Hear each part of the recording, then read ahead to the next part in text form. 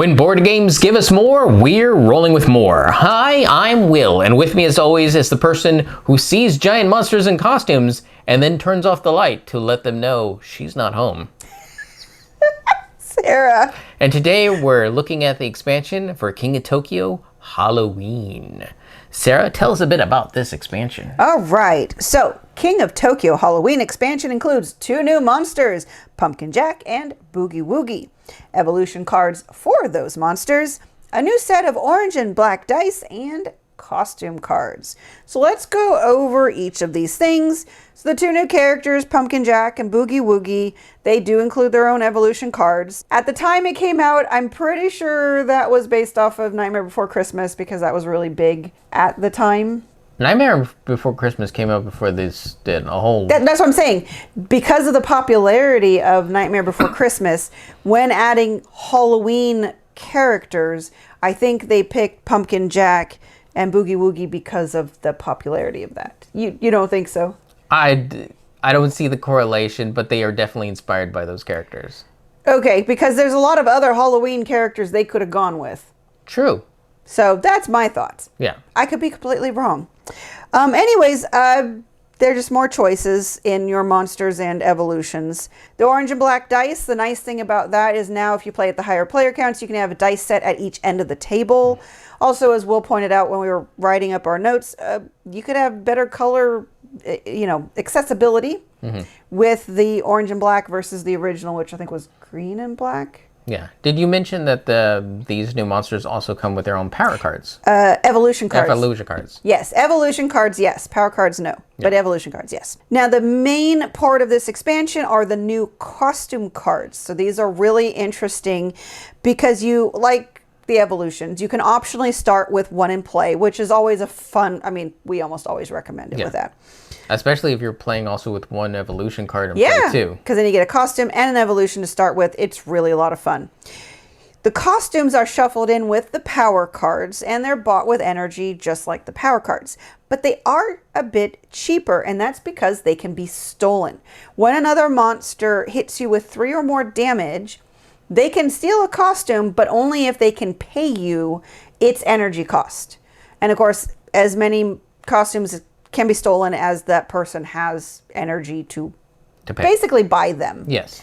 So, I mean, you're still damaged. So don't think that the stealing of the costumes negates the damage being, you still take the damage. Yeah, if anything, it might even be worse off because now they stole your thing that was preventing some damage. And it's not nice. So, for the 2-player experience, how did that change things? Just like the evolution cards for the power-up expansion, this adds that extra level of complexity that's right up front. Really, the only rule that you have to know is that you can only steal if you've done 3 or more damage. Yep. And you still have to pay them. Yeah. But otherwise, in that 2-player experience, it actually adds a little bit of that crazy fun that you find at higher player counts that really wasn't there. It definitely makes the interactions more personal. Yes. I mean, that's true. Somebody's like, I'm a pirate princess because you got a pirate and a princess costume. And then the other player's like, nope, I just stole your pirate costume. And you're like, oh, man, now I'm just a princess. Right.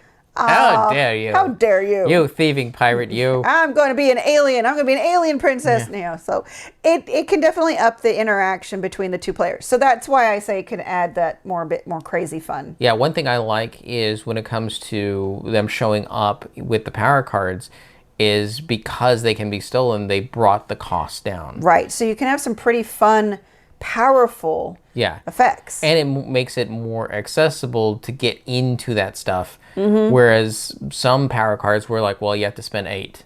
Like, okay, I'm going to spend turns and turns just trying to accrue energy just to reach that. It could take 3 or 4 turns if you're lucky to get 8 energy. Yeah. So, some of those power cards, I get why they price them that way, but with dice, it's only going to roll the way they're going to roll.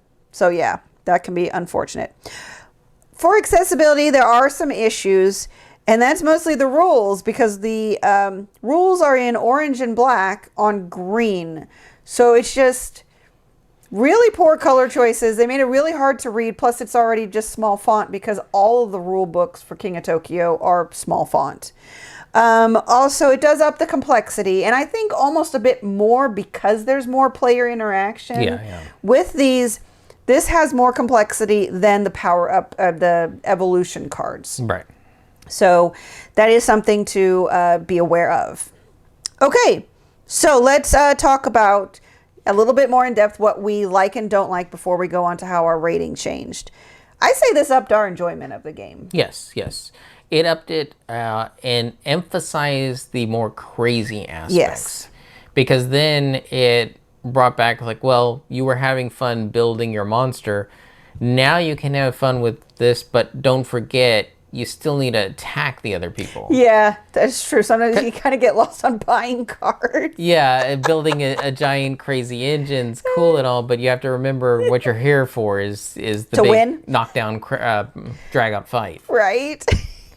But definitely that it improves the player interaction, especially at the 2-player count, just even at higher player counts, because at higher player count, sure, you're beating each other up, but this is a new way to interact that's not just punching someone in the face. Yeah. So, okay, so how did this change your rating? Okay, for the ratings, the base game I gave it a 5. This upped it to a 6, just like the Power Up expansion, because it fills that extra gamery niche that I want. Plus, it starts me off feeling unique and special. Yeah. And doing something different is what I felt is missing from the base game. Yeah. So with this one or with the Power Up expansion, they both fill that role, and even more so when you have both of them acting at the same time. I 100% agree. In fact, my favorite way to play King of Tokyo is with both. And we play with the rule that you start with a costume card and an evolution card in play. And that just starts the fun right at the beginning. Because you already have 2 unique things about you. And that just makes it a lot more fun. Yep. Okay, so who this is for? This is going to be for those who want more variability and complexity in their game and more player interaction. Yes. So that's everything. 12 out of 12. 12 out of 12. Highly recommend King of Tokyo with either or both the Power Up and Halloween. Yes. Yes.